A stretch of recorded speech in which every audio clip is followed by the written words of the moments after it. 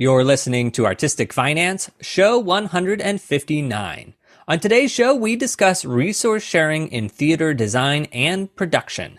My guests are Executive Director of Philadelphia Scenic Works, Nathan Renner-Johnson, and Robin Stamey, Production Manager at Rutgers University. We discuss theater workers being paid on W-2 or 1099, scenic outsourcing and collaborations between theater companies, co-working spaces for theater makers from designers to performers, and we also talk about joining a collective of artists or going the road solo. Without further ado, let's get to the show.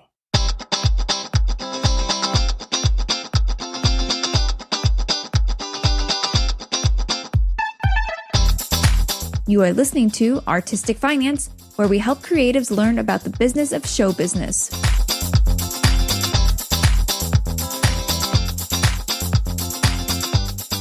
Welcome and thank you for listening. I'm your host, Ethan Steimel. Today, I welcome Robin Stamey and Nathan Renner-Johnson to the show. Welcome, you two. We're recording this December 4th, 2023, just so everybody knows. I'd love to get some brief intros from you. So who are you and what do you do? And let's start with Nathan. Hi, my name is Nathan Renner-Johnson. I am the Executive Director of Philadelphia Scenic Works. We are a nonprofit scene shop in Philadelphia and serving the greater Philadelphia area. Awesome. Robin? Hi, I'm Robin Stamey, and I am currently the production manager / technical supervisor of the Visual Media and Performing Arts Department at Rutgers Camden, and also a freelance lighting designer. Amazing. All right. That's a long title. Yeah. Okay. So just a couple fun questions I like to ask everybody at the beginning. What is a live event that you like to experience as an audience member? I love seeing shows live, performances, productions, and though I haven't been to one in a long time, going to concerts as a live production performance is also really great. If Florence and the Machine tours to Philly again, I'll go see them. Okay, amazing. You won't go somewhere other than Philly to see them? There are so many live performances happening in this area that unless I'm going somewhere and so for instance, my husband and I were in London for our honeymoon, and we found that tickets to Moulin Rouge were cheaper there than when they toured to Philly. So since we were already in London, we went.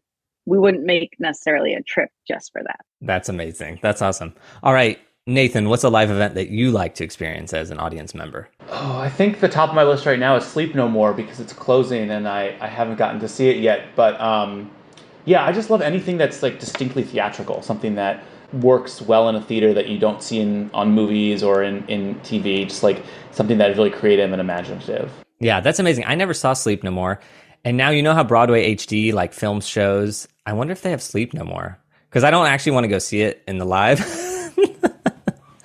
But I wonder how it would come across like filming wise. It would be a different experience. That's something that a new parent does to you. You're like, do I really want to leave the house? Amazing. All right. Now another fun question. I'll start with you, Nathan. Are you good or bad with money? I think that I'm okay with money when I take the time to focus on it, But when life gets in the way, all of a sudden you're like, oh, I really should be thinking about this more. How about you, Robin? Yeah, similarly, my husband and I are trying to make it so that we have our money sort of automated, which is hard being freelancers. And also, both Nathan and I work with budgets for our jobs. So we have to be, at least we know how to use it. Whether we do it in our personal lives is a different question, I would imagine. It's also, we're living in capitalism. How can we be good or bad with money in that? Yes, I love it. Okay, so today we're sort of want to talk about the topic of, or answer the question, we'll see about that. But can we address an industry's financial issues through resource sharing and collaboration? And the industry is theater. And the resource sharing and collaboration is a tricky thing because every production is its own entity. And then collaboration is we're all individuals working together on something, but we're hopping from thing to thing to thing. So it's sort of a hodgepodge industry, getting shows up and running. But Nathan, you are running a nonprofit or involved with a nonprofit scenic construction production company. Robin, I have you here because you had a co-working space for designers a while back. It doesn't exist anymore, but I want to ask questions because Our last episode, we did it at LDI trade show, and we were talking about the cost of software for freelancers. And the cost, specifically, I'll throw out Capture as like a previs software. Well, if you want a real seat of it, it's like $3,000. And then Vectorworks is the other big one that's, I think, roughly $3,000 for the initial purchase. And now they're switching to a subscription model, but it's still $150 a month. So they're expensive things for individuals, especially freelancers in theater, to have access to. So I'm interested in that design space because there are other ones like it. Nathan, let's start with you in Philadelphia Scenic Works. Just tell us about it. What is it? What's its story? Yeah, absolutely. So Philadelphia Scenic Works started back in 2016, 2017, when a small commercial scene shop that was serving a lot of the small theater companies in the area decided to close operations because the person who was running it was having a baby and he wanted to be a stay-at-home dad as opposed to spending 60 plus hours a week building scenery. And so the theater companies who relied heavily on his talent and his shop space came together and said, how can we make this thing continue to work and serve our companies in maybe a way that is a little bit more long-term and collaborative and community-oriented. And so they developed this nonprofit structure for it, fundraised money to be able to buy the tools from that shop and to get a new space, and created Philadelphia Scenic Works with that sort of as the main goal of supporting these companies, but with sort of these other side ideas around how this shop could have educational programming to help kind of bolster the community, could really invest in resource sharing by providing a pool of hardware or stock flats or stock material, maybe even props that different companies could use. In a lot of ways, serving as sort of the scene shop for a large company that might have multiple spaces might function. But instead, we're talking about a number of small companies that are spread across the city and rely on this one shop, because all of these companies were doing really excellent work and really expecting high levels of production support, but didn't have the capacity to support a full-time shop, often of multiple people, on their own when they're only doing 2 or 3 small productions a year. The shop has been around since then. It was working really as a part-time shop until COVID started, and then obviously COVID hit, and then it was really part-time. And since then, we've been working on getting it back up and running. In early 2022, we were able to switch to a full-time model with full-time staff. We're now up to 5 full-time staff members, myself, a technical director, an assistant technical director, a lead carpenter, and a lead scenic painter. And then we hire other overhire as needed. In the last couple of years, we've done about 30 projects a year. This fiscal year, which is coming to about halfway done now, we've already done about 30 projects this year, so we've almost doubled what we've done in the past. So we're really rocking and rolling. We're really trying to figure out how we can support this industry from this side of things to make this part a little bit more sustainable, a little bit more collaborative, and just sort of basically essentially strengthen this wing of the industry in general. Yeah, make it so that if somebody becomes a father, they don't have to quit this. Yeah, exactly. And there's a lot of effort on our part to try to figure out how we can both meet the needs of the companies and meet the needs of the employees who are working for us, because a lot of what was happening beforehand, and still happening to some aspect, the companies were, especially these smaller companies, relying on freelancers to do the work, but the freelancers are rushing, hustling, working crazy hours, non-sustainably, and burning out, and there's such a high level of turnover, which again is still happening. But we're trying to sort of fight back on that and say, how can we decrease the turnover so that people can have healthy, sustainable, fulfilling careers and lives, and keep that expertise and that knowledge in the industry, in the city, because we were seeing so many people leaving the city, leaving the industry. They're going to either to a different city or a more commercial job and leaving theater entirely, which meant that a lot of this institutional knowledge and a lot of this investment was really not sticking around. And so we're trying to figure out how can we maintain that and keep that going. And we're doing that through investing in the workforce that's doing the work. It seems like you fell into the nonprofit version to get it started.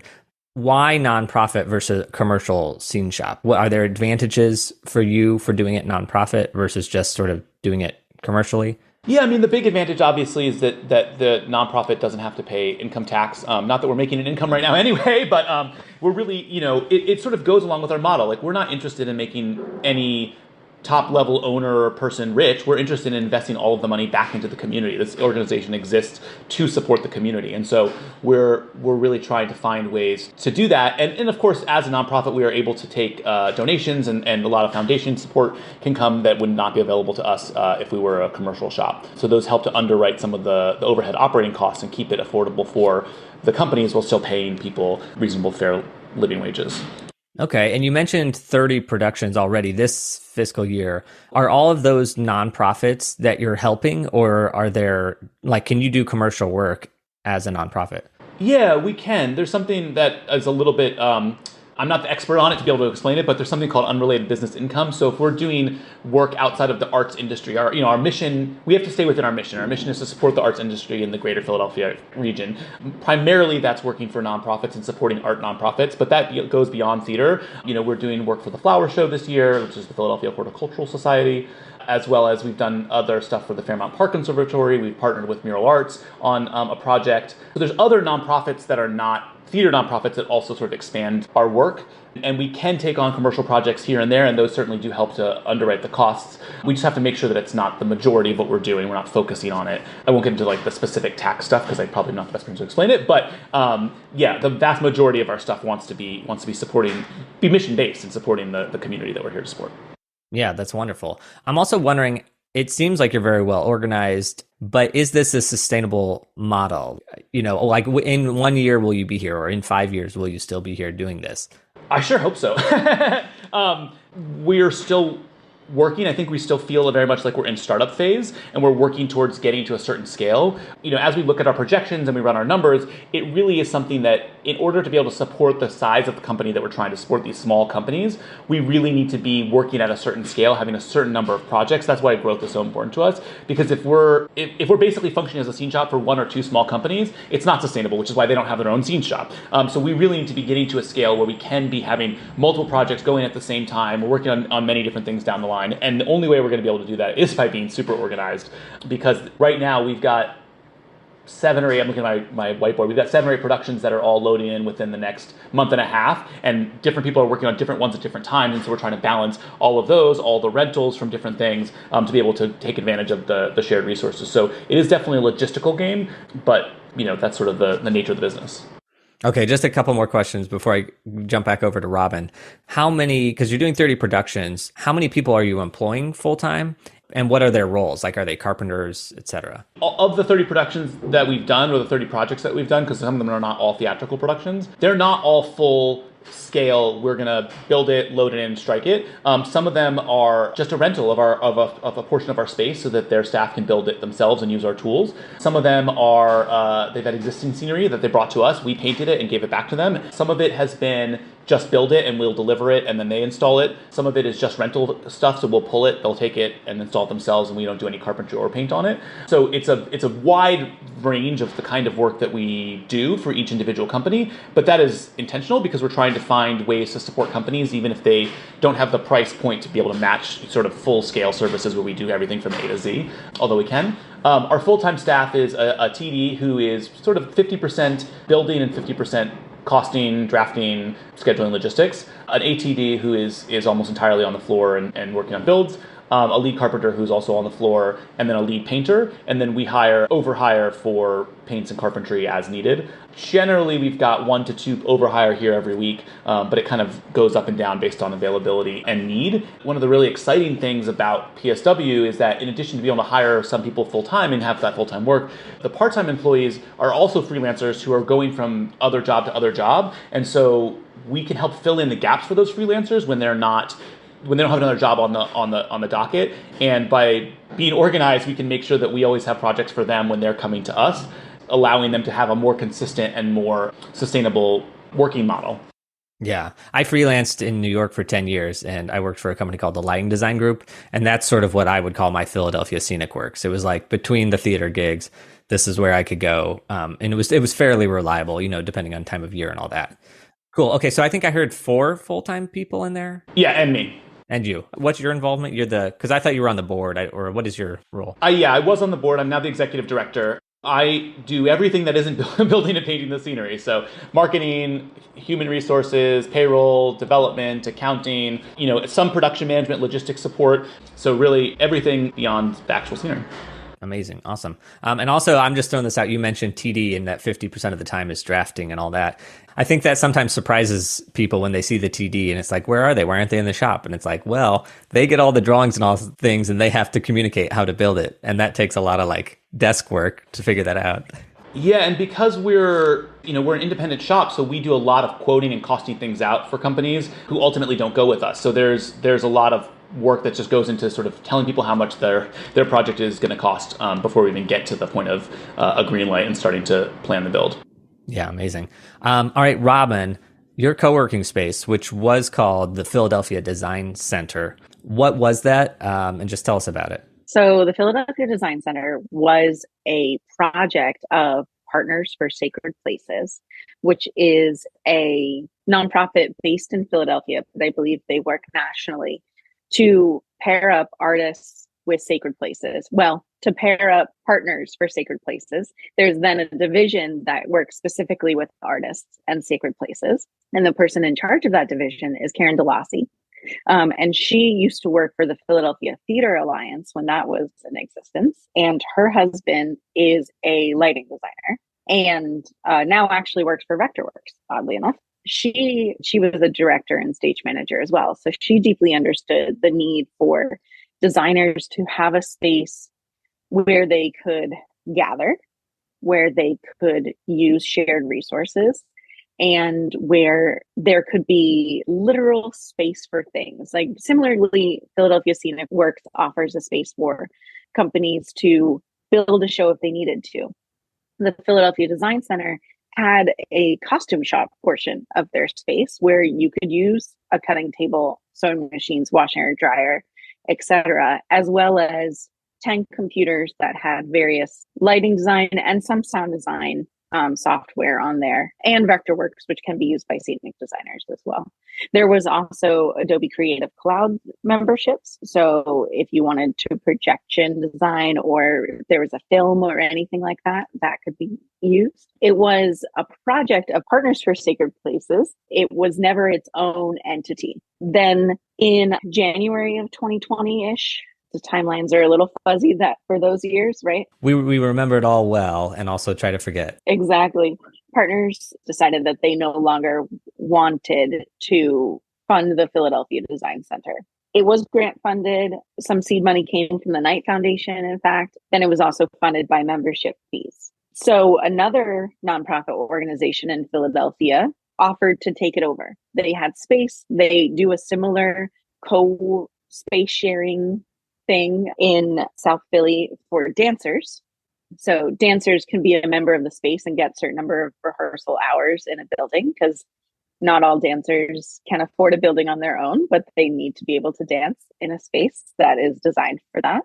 The week before COVID shut everything down, we had gotten all the computers set up. Vectorworks had just delivered our computers because they donated the computers and the software, which was incredible. There was no other way that this design center could be sustainable, really, without corporate help. COVID shut it down.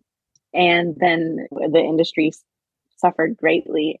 I do think that there could be a way that a version of the design center could come back, but it would take an awful lot of effort. And there's no seed money for it right now. So either the people who were starting it up again, because I would love to start this up again or start leading it again, but there's no money to support that. So it'd be volunteer time or it would be grant writing and then being able to start it up. It is unfortunate that it doesn't exist anymore, but it really couldn't have survived the pandemic, even if it had not just been dissolved from Partners. How many years was it running? It opened in like 2017-ish. It had really just started getting its footing. It was in a part of the city that was a little difficult to get to. So everyone, when they heard it was moving to the center part of the city, very accessible by many forms of public transportation, they were very excited about it. And then, Gotcha. I don't know the Philadelphia art scene. How many designers were using the space? Or that's a great question. And how regularly? Was it one-offs or repeat people? Mostly for the costume folks, they were pretty regularly using it. And there were anywhere from like 2 to 5 costume designers using the space in any sort of given time period. For lighting designers, sound designers, set designers, that also ranged anywhere from like 2 to 10. And it was a monthly membership cost. You didn't have to sign up for a certain number of months. You could just sign up for that 1 month because you had that job that needed Vectorworks. And so you can sign up for that. And it's not like you were locked in for a full year. So it did vary. And roughly how much was membership? Depending upon how much time and or space you needed, it varied anywhere from 20 to 30 a month to 150, 200 a month, if I remember correctly. Nathan, you're nodding, so I hope. Yeah. I mean, I wasn't part of it, but that comports with my memory. Yeah. Okay, this is interesting because I have an episode that's recorded, and I don't know when it's going to release, but it's with the Sovereign Candle Collective, which is in New York City, and they're just lighting designers. They all came together, and basically it was like they just rented a WeWork or a shared space together, and it was like, hey, look, it's $2,000 a month if we all put in 500. That's how it was born, and then it's grown into a whole other thing. But they have their space that they want to rent out to people on like an hourly basis for their previs studio. But it's not the model you're describing. It's very different because they're all full time in the collective. That's their thing. And this model is really interesting, to pay your $30 or $50 a month and have access to a space that when you need to go in and use Vectorworks, you go in and use Vectorworks. Because that also solves a problem of everyone having to have all the softwares and all the things on their computers. It's not a problem. The problem is like, one, do you subscribe to all those things and pay for them? But also legally, we want the companies to make money. Like we want to pay for Vectorworks. We want to pay for these things. We don't want to use them for free. But when you're working in the theater industry, it's like paying $3,000 for something like that is crazy. But if you can subscribe to a seat, for $30, $50 a month, that's really great. And it's also a lot easier for the nonprofit theaters to then say that, oh, I can pay you a studio fee, which can go directly to your membership fee to the design center if you want it to, because then it is a concrete studio fee. Whereas Philly has never really paid studio fees in the past, but it is common for New York designers and other folks to have studio fees. So that was a really concrete thing. Also, so many theaters don't have a washer dryer. They don't have ironing boards. They don't have a space for costume designers. They barely have a costume shop supervisor, if that. Very similarly to the TD problem, they don't have technical directors. They don't have a space for builds to happen. What I loved about the design center is that it sort of helped to sort of bridge a gap. Because if you're an established designer who knows you're going to do 10 shows in a year, you're going to be able to afford the Vectorworks cost, or at least you know that you've got to afford the Vectorworks cost to be able to do those 10 shows. But if you're someone who's coming out of college, or you're young, you're a multi-hyphenate person who isn't going to be doing 10 lighting design shows a year, you might do 2 lighting design shows, and you're going to act in 2 shows, and you're going to do whatever, because Philly has a lot of those people who are really multi-talented and invested in many different ways. The design center allowed you to do just a little bit here and a little bit there without having to kind of make that full investment yourself, which was great. I appreciate that you just said multi-hyphenate, because that's like the way the world is going in a way. And even on this show, I always introduce people and I sort of label them as something, even if they are multi-hyphenate. But that's a real thing. Maybe, you're a projection designer and you're going to go do lighting design for just one show a year or something. Well, do you really need all those lighting design tools? Yeah. And then also the people coming out of school, another advantage is the collaboration. Because as designers, I think it's a very, very lonely industry. It's like, I do work with the same people over and over again, but at the same time, I only see them when I'm on the job. I only see them during tech. The rest of the time I'm at my computer, drafting the show, reading the script, doing all that. Having an actual place to go and meet other people, especially if you're younger, it's like, oh, great, I found some like-minded people super easily, and while I'm working or while I'm getting my work done. And we also ran programs and workshops and mentorships. We also had an event where theater companies came and saw designers' portfolios, but had to sell themselves as why we needed to work for the theater company, as opposed to why do you need to hire this designer? And it was all BIPOC and queer lighting, or not lighting designers, but designers of all kinds. Well, and then another thing is, if we all have a New Year's resolution and we're like, oh, we want to band together and form a design studio or shared space or something, you're locked into like a year-long lease if you do that with 2 or 3 other people. But with this sort of subscription model, it's like, oh, I can be like, oh, I don't have a lot going on in February. That's when I'm going to like get all my drafting done, or I'm going to get my paperwork done, or I'm going to do these. So I'll subscribe for a month or 2. And then I'm not locked in or stuck with a bunch of people. Or let's say there's somebody in the studio that we don't like, and it's like, well, they're here a lot, so I'm going to cancel my subscription for a couple months until they go on tour, and then I'll return. It was also open 24/7. So you could go in whenever you wanted. It wasn't just business hours. That's huge. And then the other thing is, you were talking about studio fees. Well, I've never had a studio fee. I didn't know that was actually a thing. Makes sense. But kit fees, I understand of like, oh, I'm going to bring in my tools. There's a kit. And I've never charged a kit fee because anytime I bring something in, I'm always like, well, this is to make my life easier and blah, blah, blah, blah. But the union is starting to put out feelers asking people, hey, do you charge kit fees as something to incorporate? But that's a good point because it's like, as a freelancer, there are all these overhead costs that sort of just have to get dealt with. Like you have to figure a way to deal with it, and throwing it into a rider or throwing it into your contract is a good thing and a good practice. And if you have that subscription that is like, hey, everybody knows that the freelancers in Philly all go to this studio and they all have this $50 fee that we have to add on. If that sort of becomes a standard and expected thing, this having a receipt or say, look, it's an actual thing. Here's the actual thing, the tangible thing that we need.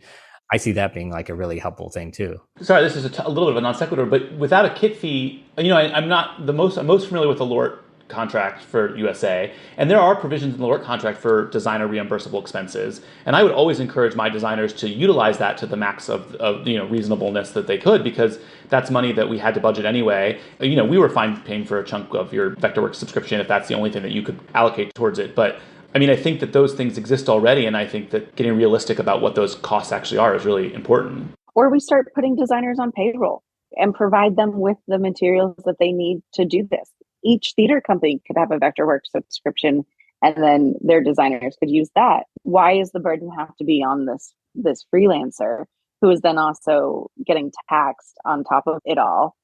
There's so many questions about the current structure. There are ways we can survive in the current structure, or we could dream of a new structure that could maybe even be better. Nathan, my next question is, how can Philadelphia Scenic works? How can it be helpful for freelancers? Because you've mentioned between gigs, is that its strongest advantage? Yeah, I think there's a couple of those. There are definitely some freelance part-time employees that we have who basically give us their schedules and they say, hey, here's when I've got free time. And we say, great, we'll take you here, here, here, and here. And it provides a little bit of income for them in between time. I hope that Philadelphia Scenic Works is really helpful for our freelance set designers that we work with, because it helps to provide some level of consistency. They work for 4 different companies, but all those companies use PSW. Then they're used to working with the same shop over and over again. So they've got that rapport. We can save them time in terms of having to learn how each individual shop works differently. I do have dreams of sort of stealing some of Robin's ideas of the design center and incorporating them into PSW and sort of a shared hub of sorts. I think also just the aspect of knowing that we're here and it's oh, you have this really complicated or difficult or time-consuming thing that is part of your design, we can sort of take that off your plate, or we can take that piece of it off the plate, even if you're not going to do the whole set, is also a way that we could be really helpful for set designers at least. Yeah. And also, are you working mostly with Philly local people? Because, in this industry, as designers, we're working in all sorts of different places. Same thing with stagehands and stuff sometimes. Are you working with out-of-town people on these shows, or are they all Philly people? It's a mixture. I would say it's mostly Philly folks, because most of the companies that we're working with are small enough that they're not really having the budget to bring in out-of-town designers. But every once in a while they do, and we get to work with them folks from out of town, yeah. Yeah, the financial feasibility of this industry as freelancers is a wild and crazy thing. Because even myself, I just became a father 8 months ago, and now I'm teaching at a university because that was sort of a way that I can raise this baby. But doing all the freelancing is a little challenging. I also like Robin, the design studio. I like it. It's one of those things that has to be built and publicized and established for it to gain traction. That's exactly what we're running into, is you have to sort of demonstrate the reason why it's good for a freelancer for them to then realize it's good for them. You are already doing so much work to find the next gig, to update your website, to do the actual work, that if you've developed a system that works for you, why would you change that? Take a chance on some other space that may or may not be what you need. Maybe there is someone annoying working there next to you, and you're like, oh, well, I could have just stayed at home and done this on my own Vectorworks, Yeah, there's definitely questions about that. Yeah, because I'm just thinking, if I were to transition to a shared space like that, it's as in my brain right now, I could never live without Vectorworks on my computer. But I bet I could. Yeah, and we were working on a way where there were some shared licenses that could be on your laptop while you were on site. But it is also such a barrier for young designers to have to even buy a laptop that can run Vectorworks. There's so many barriers. We can't solve them all at once with only one sort of system, but we can help break down a little bit of that. But it does mean that, like you said, a whole lot of work that needs to be done ahead of time that is currently unfunded. Because also now I'm thinking there's another business model here of like, there's libraries all over the place, partnering with libraries that already have a computer. And is there a way to say, okay, give the key to Vectorworks over to this computer, for this week or something like that? Or I'm trying to think of spaces that are already available. Because I think what Nathan's tapping into with Philadelphia Scenic Work is like, oh, we have a space already. Is there a way that we can add more into that space to help more people? That's a really interesting idea. And like what Robin was saying before, which is like you kind of need a host organization, and preferably a host organization that's accessible, that you can already get to, because committing to a year-long lease or a multi-year-long lease is really difficult or challenging, and having a host that can say, hey, here's a desktop, or here's a single desk at our space, is a great idea. And I actually am like now wondering like if some of our partners maybe could host a space or host a desk for something like this, where people can come in. And with the Design Center's location before, Robin alluded to that it was kind of difficult to get to on public transit. And no matter where you are in the city, it's going to be difficult for someone. But if there was 2 or 3 or 4 locations that each had a desk at it, or 2 desks, like maybe that would be much more accessible and convenient. And Philadelphia Scenic Work is only doing scenery, right? Yeah, we do some props, but that's about it right now. Taking a break from the interview to thank our Patreon patrons, specifically the patrons that have continued to support Artistic Finance, even though our content has slowed down since our baby Theo arrived almost a year ago. Now, in credit to all of our patrons, every single one of you has continued to support us, and a few of you even upped your contribution in the new year. Nicole and I are immensely grateful for this support. So from the bottom of our hearts, thank you. We are absolutely thrilled that you continue listening as we do our best to produce new episodes. If you're listening and you want to support the show, the best way is on Patreon at patreon.com/artisticfinance. And now back to the show. Robin, you mentioned W-2 and 1099, putting people on payroll. That's another sort of how do we transition over to that, because we it's fairly good. Like assistants are very often on W-2 now. And so really it's just the designers that are looming on this 1099 situation. So Nathan, with Philadelphia Scenic Works, do you have your full-time people? I assume those are W-2. How about your overhire? All of our full-time people, all of our overhire, everyone is on a W-2. The rare exception would be like if someone teaches a class for us for one day, they might be on a 1099. But other than that, yeah, everyone is an employee. Here at Rutgers, we're even trying to move towards making our designers on W-2 instead of 1099, because we do tell them when to show up and what work they need to accomplish, which is a big definition between the two. I always felt like designers and directors should be like half W-9 and half W-2, half 1099, because it's like you do this work on sort of independent time in the pre-production and the planning, all that kind of stuff. But then there hits a point where it's the start of rehearsals or tech or whatever that you do need to be there full time, and you're like you said, you're being told when to show up. You have to be there at certain hours. You're using the tools on site. That's all W-2 employee stuff, and yeah, that's okay. I've never even considered that, going half and half, because that is sort of it's a solution. The IRS does not like it. I will tell you that. They do not understand that you could be essentially a contractor for one thing and then an employee for something else. They're like, oh, you're hiring this person, they must be doing the same thing. You're just trying to get out of paying their payroll taxes and unemployment and all of those things. Which is sort of true.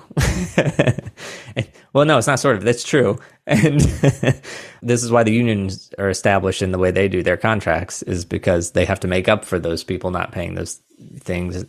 As someone who is newly running a business that from like the top level, I can tell you I don't agree with it, but I certainly understand why someone would be led in that direction, because there are a lot of things that are necessary for employees versus 1099s, just sort of business, bureaucracy, and on top of all the different fees and the money and stuff like that. So it is complicated. I do think it's the right thing to do, but I can sort of understand why someone may go in that direction. Oh, no, I 100% understand why. It's way easier to pay on 1099. Way easier. But again, it's not the right thing, because the way protections work, you're more protected over so many things with W-2, and it's out of your hands. Like 1099, you can mess up your taxes. W-2, good luck. You know, the only mess up on the taxes is if you don't turn it in or something. So yeah, but that's a whole other discussion, because I had somebody on, we did a whole episode, and my question was basically, how do I, as a freelance designer who once or twice a year hires an assistant, how do I pay that assistant on W-2? The answer is it's more costly, it's more whatever, it's not really worth it. And obviously it's easier to pay on 1099, but to do the right thing, it is possible and it should be done. It needs to become common practice in order for everyone to do it. The right and the legal thing too, right? Like it's also the law. And one of the things that's always confused me is that like independent contractors, this is the whole issue with Uber, right? They can't collectively bargain. And yet there is a union of designers who have collectively bargained. And so there's this like weird dichotomy situation going on that really shouldn't be happening. Yeah, yeah. Nathan, talking about sharing resources, I know you're working on multiple projects, so it's potential that you can like reuse some scenery here or there. Are you able to reuse, recycle? Especially at the price point that we're working with, where folks are really interested in getting as much value for the least amount of money as possible, we're reusing a lot of sort of standard building blocks, flats, platforms, things like that. Good quality scenic treatment is not cheap, so a lot of their cost still is paint work. But a lot of the base costs of building the scenery and paying for the materials we can avoid by doing like low cost rentals. But in terms of like hardware, I mean, definitely thinking like expensive things like triple swivel casters and, you know, hinges and track and things like that. You know, we can loan that out to a show for the 3-week run that they have and get it back in essentially the same condition, which means that those companies are avoiding having to both pay for that up front and also figuring out where to store it. And we can sort of get a lot of more bang for our buck than an individual company can, for sure. Yeah, and I'm thinking with the co-working space, you know, it's like the computers eventually have to get replaced. Yeah, and at that point, they were all donated. That's how it worked. And I want to highlight that because you said Vectorworks donated the computers. Because in the theater community, there's a little grumbling against Vectorworks just because it's, you know, one of our costliest softwares. But that being said, it's really good software. It's very useful. And it employs people. So you said your husband works for Vectorworks. Well, that makes me feel good because it's like... No, Karen, the person who started the design center, now her husband works for Vectorworks. Oh, Karen's husband works for Vectorworks. But that's a good thing because I'm like, oh, here I've been paying my $570 a year for 10 years. Right, and oh, there's an actual person that I've been paying. Like, that's good. Yeah. And then also like the computers being donated. It's like, okay, good. Here, I've been paying for this. And now like they're a good company. And the agreement was that we would continually receive their old training computers. So we would not have nicest, newest Mac, but we would have the computers that needed to be replaced in Vectorworks training lab over the course of the next however long the agreement continued. Vectorworks did really, really commit to trying to really help make this work. And so hopefully something can come of it. Yeah, amazing. And was there anything more to it other than just the shared space with the computers? Were there any other resources that were shared? Well, there was the shared space with the costumes as well. Shared space as far or shared resources as far as networking too, and shared pay transparency. We asked all of the organizations who wanted to participate in the designer showcase what they paid their designers, what their minimum was, what their maximum was. So designers could go, okay, well, I'm going to throw my resume to this theater company, but not this theater company.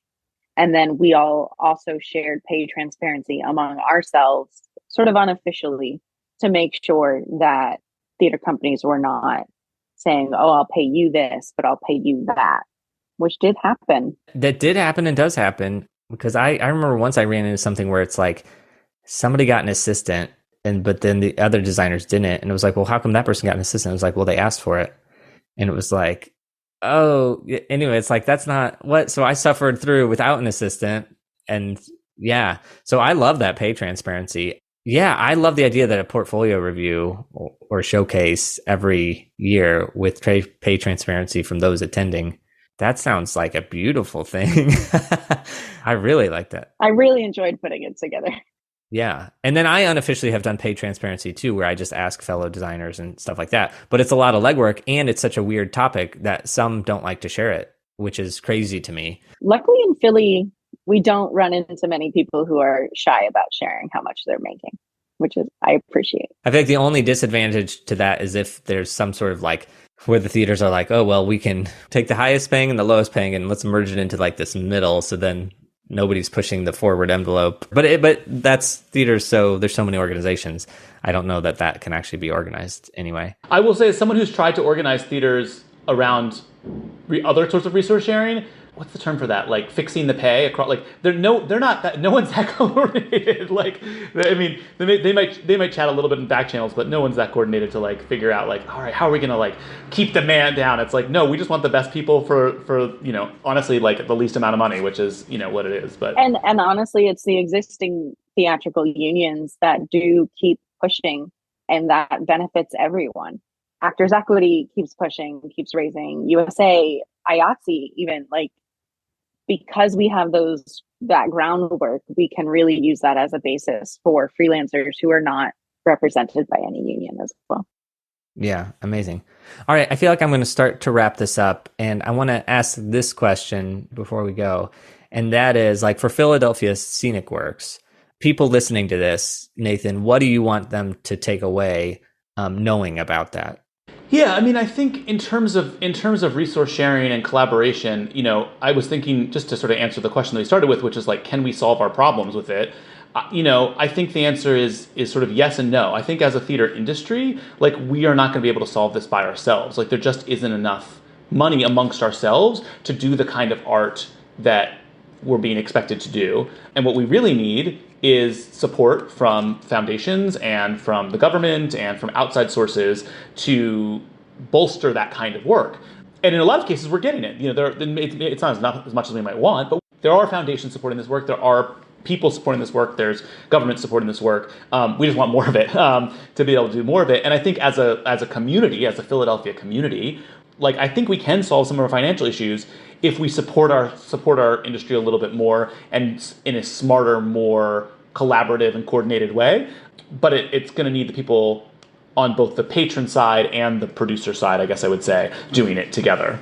Yeah. And for anybody listening who thinks, oh, I want to start a Philadelphia Scenic Works in my city, like, do you have any advice for them? Like, would it just be reach out to Nathan and ask questions?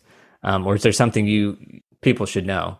Yeah, reach out to me. Obviously, we're online, www.philadelphiascenicworks.org, but also just make friends and be a good person, because this work really relies on like collaborating with other people, and the whole point of it is to work together. So, maybe there's a theater company that's only a summer stock and they've got a shop that you can use, or vice versa.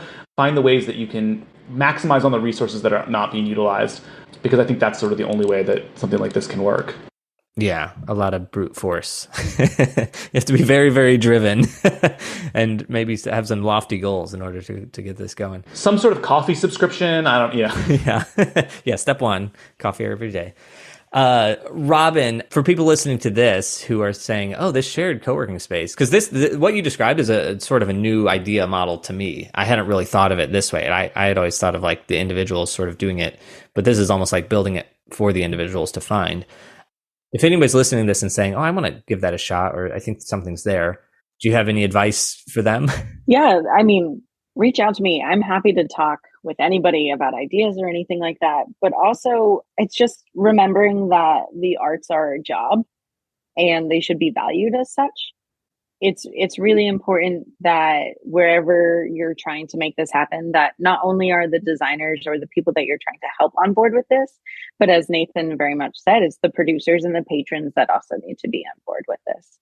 We can't participate in the live arts in a vacuum. It is really important to make sure that, because it's easy for us to inherently know why it's important, it's a lot harder for us to articulate why it's important. And so to really think about how you can not necessarily convince people, but show them the light. Well, and I think that arts being a job, I think that's an important point to stress for people, because it's like, well, there's art as a hobby and there's art as a career. And we're sort of talking about the art as a career. People need this help, need to be able to sustain, versus letting all theater be amateur theater, or letting all theater be unsafe theater, or everybody's always exhausted theater. How do we make the full career time theater people sustainable? And allow them to have families and have health insurance and all of those things. Yeah. I'm also really interested in this is like a total tangent, but on that line, on like sort of destigmatizing theater as a hobby or as a secondary passion or as not a full-time career, because I feel like there is sort of this sort of look down on people who are like, oh, well, they went to school for this, but then they couldn't make it into a full-time career, and so now they just do community theater, or that kind of like stigmatization of it as like less valuable. But in fact, most people I know are sort of doing multiple things or hustling in multiple different ways. And I think like if we were able to more successfully destigmatize people who are not doing it in a full-time way, that actually gives, I don't know, it just gives the whole thing more value, and not that, and I don't know, I mean, it allows for people to kind of build the career or the life that they want for themselves, and not the one that they think they should have, or the one that they think is like the only way to be legit. If we could do that, then actually we might have a more healthy ecosystem and have more opportunities for people who do feel like they need to be doing it as a career, and more opportunities for people who feel like, oh, I would be totally happy just doing this in the evenings or the weekends, but if it weren't for someone telling me that that's not like real, or that I'm not good enough in some way. Well, that's a conversation going on in my household. There's talk about me becoming a full-time dad. So we start going down this road, and it's like, okay, and I'm thinking, well, I could still do 2 shows a year, and then that would feel like I'm still a lighting designer, or I'm still a theater person. But it's like such a weird thing. It's like, why am I worried about, because I'm like, if I stay at home for 5 years and then come back, is it going to be hard for me? How's that going to work? But I'm like, how do I make the persona of what I should be? Like, I should be a lighting designer. Like, what's the minimum that I can do every year to get by? and still be that. Yeah, you can still be a lighting designer and a dad. 100%. And like that may open up a couple opportunities for people who would not have otherwise had them, because you're doing fewer shows, and like, so maybe that's good for the ecosystem in general, and for you, by finding that balance that works for you. It may also help someone find the balance that works for them too, and shouldn't be delegitimized because you're just a dad, or in quotes. I'm air quoting for the podcast. Okay. Actually, Robin, one more thing, which is, in your capacity for the design studio, was that a full-time thing for you? Was that a side project for you? If you were to get one going again, would it be a side project for you? It was a 20-ish hour a week commitment, which was not enough time. That was not enough time to market it. That was not enough time to have the conversations about why this is important and why you should be a member. And then also, make sure that the bills are paid and the heat is on and the washer and dryer still work and all of those things. And the supplies are still supplied. In my life right now, I couldn't devote full-time work to it because I do enjoy my work at the university, but I would happily devote some volunteer time at this point to get it back up and running. But I couldn't do it alone. I would definitely need probably a collective of folks. And just to add to that, like, I think that that's the other piece of this that there's ample room for some sort of like collaboration and resource sharing around, is the administrative structure to run organizations, whether it be something like the Design Center or Philadelphia Scenic Works or a theater company. It's like a lot of work to just make sure that the bills are paid and that people are paid and that whatever facility you have is operating effectively. And if there are ways that we can sort of better connect those dots and collaborate on those things, like that's the stuff that no one really wants to do that much of. People want to focus on the art. And so if we could figure out how to like collaborate on those things, we might actually open up some room for more money to be spent on the fun stuff. Yeah. And that's actually one of the reasons why this podcast exists, is because I opened up an LLC once because people told me that's what I needed to do, blah, blah, blah. In hindsight, I was like, no, I didn't need to do that. But that being said, a lot of freelancers establish their sort of structure using an LLC and all this, but that drives me crazy. It would be great if there was an organization that could help you not form the LLC. Be like, oh, here's how we can help you get organized. Because also there's this, I see like fractional CEOs or fractional board members where like your company can't afford to have the CEO for the whole year, or they don't need him for the whole year, but they need him for a couple months. If there was like a fractional business manager in one of these resource sharing, like, oh, that's our person or that's our group that we go to for help with this. In your membership, you get 5 hours with them once a month to help organize the receipts. So that way you don't have to worry about creating a system with an LLC, or you don't have to worry about doing that, because you can get that help without all the brain power and angst and late nights. Yeah, I like this. Yeah, and a dream that I never voiced about the design center was that it could also then be a pass through to pay designers on W-2 instead. The organization would pay the design center, and then the design center would hire the employees, and then there would be less of that administrative burden on the freelancers. Again, I could go on for hours about this, but I don't need to. But just tangenting too, but like on USA contracts, I would do project only agreements, but they have to get paid by a producer. And sometimes I would be working for these small shows or whatever, where it's like the producer was a person, and then they would have to write 2 checks for the pension and welfare, and then they would have to do all this stuff. And it's like, if there were, I always wanted like a middleman, like a middleman nonprofit to sort of help organize that. So that way somebody can do a small one-time gig or do a one-time, like a producer can do that without subscribing into the union infrastructure or all that. And those exist. They're very expensive. Yes. Yeah. So the producers often choose not to do it. Yeah. But if it's a member-run co-op. Yeah. And part of me is like, I could rent a room and put 10 computers in it, like, and get them donated and like do it. But this is going back to you saying this would be it needs more than 20 hours a week to do it. So in my brain, I'm like, oh, this is a simple concept. But just from even running this podcast, I know that like this podcast is more than a full-time job if it were to run successfully all the time. So like it's these design co-ops. I don't know. There has to be a driving force, like somebody driving it and really being adamant about it. Because if someone were to try to do it, they would get overwhelmed, even though all it is a room with 10 computers. That's all it is. Like there's nothing more than that. But it gets complicated. So, okay. So we brought up a lot of challenges in the industry, specifically the theater industry and the designers, and throwing out some ideas here. This is all good stuff to think about. And Nathan, you're making a sustainable company here. Robin, you're raring to go to get a sustainable design studio back. So last question, and then we can go away, which is where can people connect with you, and who do you want to connect with you? Yeah, we're on Philadelphia Scenic Works is online, philadelphiascenicworks.org. We also have Instagram, Facebook, all that kind of stuff. Like I said, I do all the marketing, so I'm at the other end of all those emails and things, so feel free to hit me up. Yeah, anyone who's interested in this concept, whether you're thinking of starting it for your own city, or whether you want to book work from Philadelphia Scenic Works, or you just want to know more, For me, email is probably best, and my freelancing email is robin@sevenengines.com.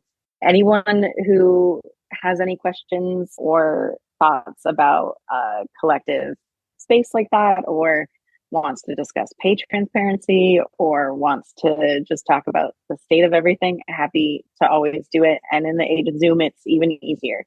Awesome.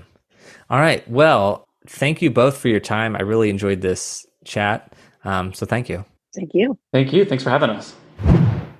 That's it for this week's episode. My takeaways are organizing a bunch of theater artists into a collective is a lot of work. It makes me grateful for the unions I interact with the most, IATSE for stagehands and USA 829 for designers. As we discussed resource sharing today, in particular the Design Center, it does make me wonder, can there ever be a successful co-working space for designers? Is this what coffee shops and libraries are for designers who don't have enough need for a workplace of their own? Is a co-working space something for a utopia but won't work in reality? If you know of a working co-working space for theater makers, email me and let me know. I'd love to hear about it. You can get to me at artisticfinancepodcast@gmail.com. Another takeaway I had is the resource sharing of scenery amongst theater companies. What Philadelphia Scenic Works does is share tools and build space more so than recycling scenery. Now, the Design Center was doing a similar thing for dancers and costume building space. Could lighting departments do the same thing? I know lighting designer Jamie Roderick in New York City used to have a storage unit with lighting resources like gobos and random Lecos and cables that any designer could contact him and then grab for a show. Now, during COVID, that moved upstate, and I don't actually know if it returned down to New York City again. My final takeaway is the W-2 versus 1099 thing. It's still an issue, and it's great to get a perspective from a couple of people who are responsible for paying theater workers. Now, this is a sticking point for Robin, and I actually need to get her back for an entire new episode on this. But for anyone not understanding these points of contention, let me explain a little bit. So, The Department of Labor classifies independent contractors using a 6-rule test. Now, this came under fire during 2020 when California passed AB 5, which was an attempt to get rideshare companies to pay their drivers as employees on W-2 instead of independent contractors on 1099. Now, in 2021, the Department of Labor had instilled an independent contractor rule, which considered a multi-factor test to determine whether a worker was economically dependent on an employer. Those rules were: 1, the worker's opportunity for profit or loss depending on a managerial skill, which is a factor to assess whether a worker can increase profits through their efforts and negotiations with that potential employer. And if they can, this factor weighs in favor of independent contractor status. Rule number 2 was investments by the worker and the potential employer. So here, it's wondering whether the worker is making similar types of capital and entrepreneurial investments into the work as the potential employer is. So as a lighting designer, if I invest in my lighting equipment, am I doing so in a similar way that the theater company is investing in their materials? 3, the degree of permanence of the relationship. Well, okay, as theater designers, we go theater company to theater company, so that is definitely independent status. But for like a ride-sharing company, you're working for that same company over and over. And even in theater, we often work for the same companies over and over. Number 4, the nature and degree of the potential employer's control over the work. So this is a little confusing in theater, but the theater company does have to dictate rehearsals and certain things that have to happen by the designers. That sort of leads to an employee status. Number 5, the extent to which the work performed is an integral part of the potential employer's business. So theater design, while the theater company may not necessarily know how to do lighting, they do need it in order to do their shows. So maybe there's an argument that, oh, we could do a show without lighting, therefore it's not our main focus. I don't know. But again, that's sort of, you be the judge. But I feel like putting the parts of the theater together are integral to the theater company's existence. And number 6, the worker's skill and initiative. So this one does favor independent contractors in that the work we do is very skilled. It's very specific. It takes years to learn lighting and implement it and do it over and over again. And it's actually a small world. There's actually not a lot of us. Yes, there are thousands, but in the grand scheme of 6 billion people on the planet, we are very, very skilled in that regard. So these 6 factors sort of determine whether somebody is an employee or a 1099 independent contractor. So in 2021, the Department of Labor rule gave greater weight to 2 core elements of these 6, the nature and degree of control over the work and the individual's opportunity for profit and loss. That rule did not consider a worker's investment or whether the work was integral to the employer's business. Now, in 2024, in January, the Department of Labor has rescinded the 2021 ruling, and it now gives equal weight to all 6 factors, which to me means we're going to be seeing a lot of 1099 workers transferring to W-2. Obviously, as a theater designer, there is arguments for me to be on 1099 as nobody tells me how to do my job, but I also have to be there for a rehearsal, which is dictated by the theater company. True, I could skip rehearsal and have an assistant cover it, or I could pre-pro most of it, but that's not an ideal way to make light cues or to collaborate. So we'll see how this plays out in the next months and years, but it seems good to me to get more people on W-2 and get protections like unemployment, workers' comp, and social security taxes. AKA, the more social security taxes you pay, the more you'll receive in retirement. So this is a good thing in my opinion, sort of like compounding, but through social security taxing. Whereas if you're paid on 1099, you have a way to minimize your tax burden, aka pay less social security taxes. But in the long run, is that the greatest thing?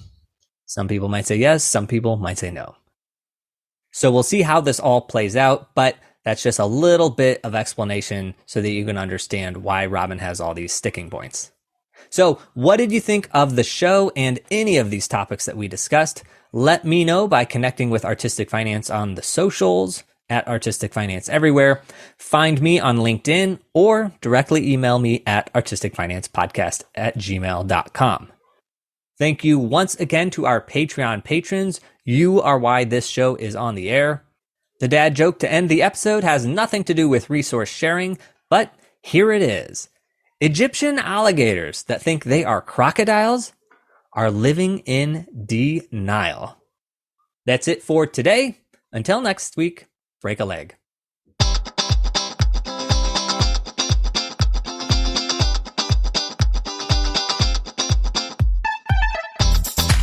Thank you for listening to Artistic Finance, where we interview successful artists, leaders, and investors to help educate and inspire the creative community. To access our show notes and resources, go to artisticfinance.com. This show is for entertainment purposes only.